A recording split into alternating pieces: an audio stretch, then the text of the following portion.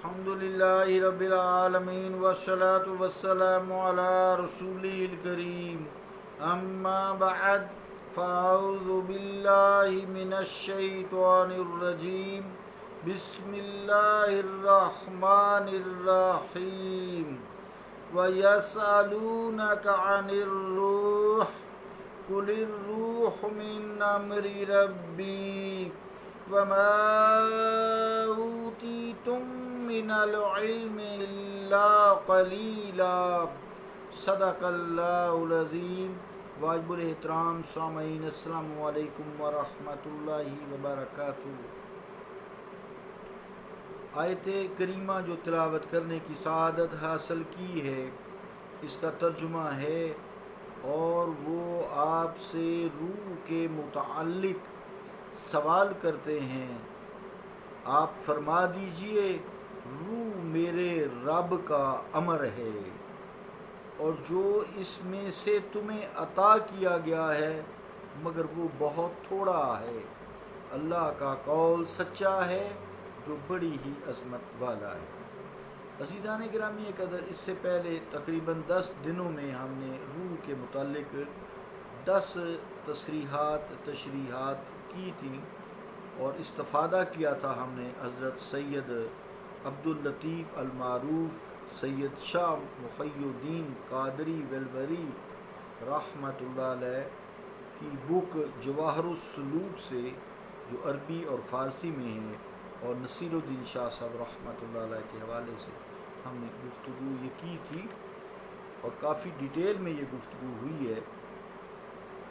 اس کے بعد اتنی مثالیں دیں ہم نے روح کی، پھر توحید کو، اصل میں انسانی جسم اور روح کا جو آپس میں تعلق ہے اس میں توحید ثابت ہوتی ہے۔ روح کے متعلق اتنی تفصیل کا جائزہ لیا اور اس سے ہمیں یہ بات پتہ چلی، معلوم ہوا کہ روح میں مکمل شعور موجود ہوتا ہے، جبکہ وہ خود کیفیت اور عینیت سے ورا ہے، یعنی اس میں نہ تو کیفیت ہے نہ عینیت ہے۔ یہ کیفیت اور عینیت کیا ہے؟ اس کا مطلب یہ ہوتا ہے کہ ہمیں یہ معلوم نہیں ہو سکتا کہ روح کی حقیقت کیا ہے اور اس کی جو حقیقی کیفیت ہے اس کا وجود کیا ہے، اور یہ کہ وہ کہاں ہے اور کہاں نہیں ہے۔ صرف یہ اعضاء، دیکھیں اعضاء کا آنکھ کا جھپکنا، ہونٹوں کا ہلنا، کانوں سے سننا، جسم کی حرکات و سکنات، اعضاء کی حرکت، یا اندرونی جو نظام ہے، دل کی دھڑکن، پھیپھڑوں کا سکڑنا پھیلنا، جگر کا کام کرنا، گردوں کا کام کرنا، آنکھ کا دیکھنا، کان کا سننا، زبان کا بولنا، بے شمار ایسی چیزیں ہیں انسان کی ظاہری اور باطنی، یعنی جو ہمیں نظر آتی ہیں ظاہر میں اور جو باطن میں نظر آتی ہیں، وہ ان کی حرکات و سکنات اور افعال سے ہم اندازہ لگاتے ہیں، دماغ کے شعور سے اندازہ لگاتے ہیں، اس کی تحریک سے اندازہ لگاتے ہیں، نروز کے کام سے اندازہ لگاتے ہیں کہ ان میں روح ہے، روح کی جسم میں موجودگی ہے۔ جب روح کا انسانی جسم سے رشتہ منقطع ہو جاتا ہے تو یہ جسم خاکی بالکل بے حس و بے حرکت ہو جاتا ہے۔ جو کل تک حرکت میں تھا، متحرک تھا، اب یہ غیر متحرک ہو گیا ہے۔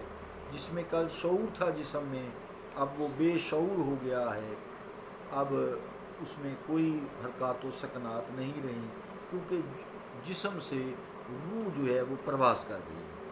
کسی نے خوب کہا ہے، شعر ہے، سماعت فرمائیں۔ وبال دوش ہے وہ جسم، وبال دوش ہے وہ جسم جس میں روح نہیں، وبال دوش ہے وہ جسم جس میں روح نہیں، عزیز راہ میں کاندھے بدلنے لگتے ہیں، عزیز راہ میں کاندھے بدلنے لگتے ہیں۔ مراد کیا کہ جب انسانی جسم میں روح نہیں رہتی. وبال کہتے ہیں بوجھ، دوش کہتے ہیں فارسی کے لفظ ہیں. یہ دوش کا مطلب کندھا. تو جب انسانی جسم سے روح پرواز کر جاتی ہے، اس کو دفنانے کے لیے قبرستان لے جایا جاتا ہے تو جنازے کو کندھا دیتے ہیں. اس منظر کو یہاں پیش کیا گیا ہے. وبال دوش ہے وہ جسم جس میں روح نہیں، یعنی جس میں روح نہیں رہتی وہ جسم پہ کندھے پہ بوجھ بن جاتا ہے. عزیز راہ میں کندھے بدلتے لگتے ہیں، کلمہ شہادت ہوں تم چپ، کلمہ شہادت ہوں تم چپ. تو عزیز بھی جو ہے وہ بھی جلدی کرتے ہیں دفنانے میں، کیونکہ اس میں روح نہیں.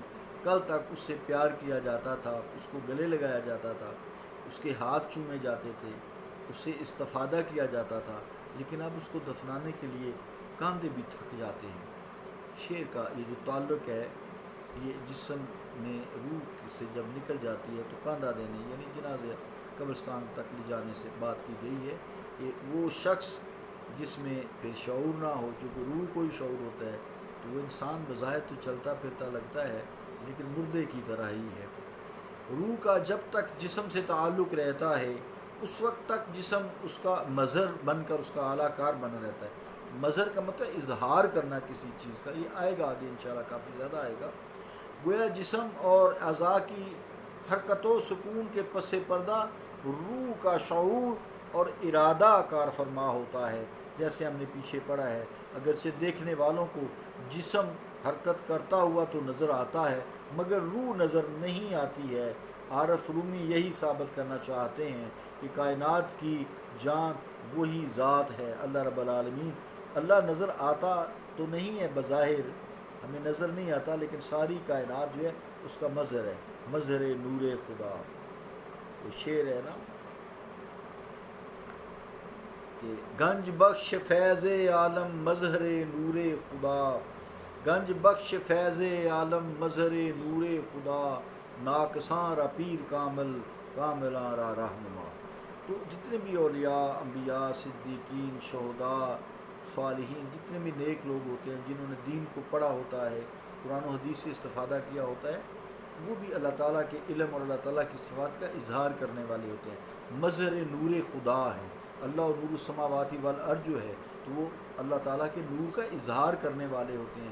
اسی طرح جسم روح کی موجودگی، اس کے شعور، اس کا ارادہ، اس کی تحریک کا اظہار کرتا ہے، لیکن روح نظر نہیں آتی، جسم حرکت کرتا ہوا نظر آتا ہے. عارف رومی بھی یہی ثابت کرنا چاہتے ہیں.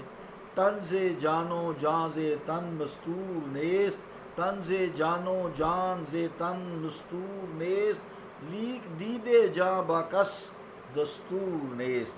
ترجمہ اس کا کیا ہے فارسی کا؟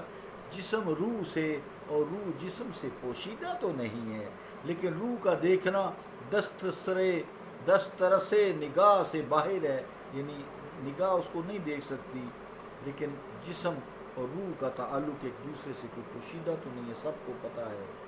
پھر ایک یہ بھی مثال دی، تو مثال شادی و ما خندہ، یعنی تیری مثال خوشی کی ہے اور ہماری مثال ہنسی کی ہے، کیونکہ روح کی طرح خوشی ایک کیفیت کا نام ہے اور کیفیت غیر مرئی ہے، یعنی کیفیت نظر نہیں آتی، جیسے روح کی کوئی کیفیت نہیں ہے، نظر نہیں آتی.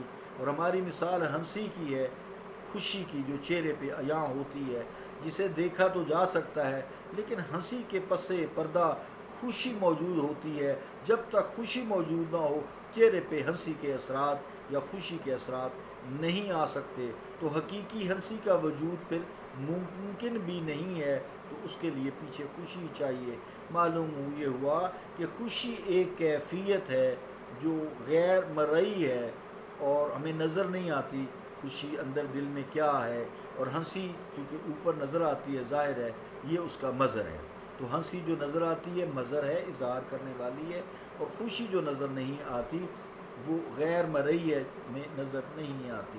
اور جو خوشی ہے چہرے پہ عیاں ہوتی ہے اس کی وجہ سے ہنسی، تو ہنسی جو ہے وہ مرئی ہے، دیکھی جا سکتی ہے، جو محسوس و مبصر ہے، محسوس بھی ہوتی ہے اور دیکھی بھی جا سکتی ہے. لہٰذا کائنات میں ذات باری تعالیٰ کا انداز ظہور خوشی کی مانند ہے. اللہ رب العالمین کا جو خود تو پوشیدہ ہے مگر اس کا مقام ظہور یعنی دہن انسانی محسوس و مبصر ہے۔ جس طرح خوشی کے بغیر ہنسنا ممکن نہیں ہے، اسی طرح اگر ذات کریم اللہ رب العالمین کا وجود اور اس کا ظہور نہ ہو تو نظام کائنات معطل ہو کر رہ جائے۔ اب وقت پورا ہوا، انشاءاللہ اس کو بعد میں ساتھ اس کو کنٹینیو کریں گے۔ صلی اللہ تعالیٰ علی رسول خیر خلق محمد وعلی آلہ وصحبہ اجمعین برحمتک یا ارحم الراحمین۔